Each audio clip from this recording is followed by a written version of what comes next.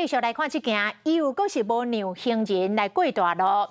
台中西屯一个小女童要过大路，现场是有斑马线，但是无青红灯，路边阁有违规的停车。小女童只好是冒险行到斑马线，看是毋是有机会会当过大路。但是当时车真多，小女童等52秒，陆陆续续有45台的汽机车驶过，就是拢无人要让。到尾啊，真无简单，有一个浪旁，小女童才赶紧撞过。提供这个影片的网友是感觉无奈阁生气，讲台湾要来摆脱掉行人地角的恶名，爱阁真拼咧。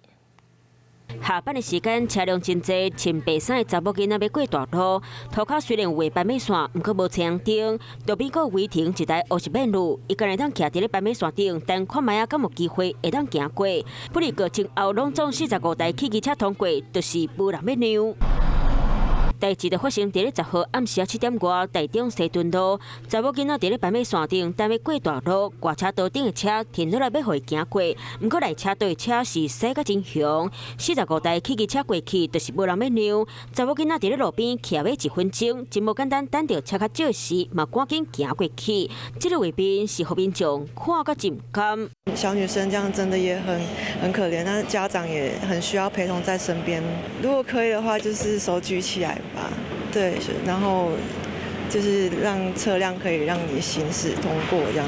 警察建议路口若是无青灯，民众想要过大路，得用手去比，提醒驾驶甲车停落来，先让伊行。啊，若汽机车若是拄到无青灯的行人路段，嘛应该减速。除了45台车无让查某囡仔过大路，上喊过的阁有遮，有民众要行过北屯南行路，对向轿车倒弯了后，向要弄过来，互民众惊一条，险啊捡弄着。这台车甚至阁颠倒向驶上超商的人行道，民众认为立法院已经修法加重罚则，希望政府一定要严格执法。晚间9点，邀请您与世界同步，60分钟掌握全球脉动。What News 9，陈雅玲世界晚报给您崭新视野。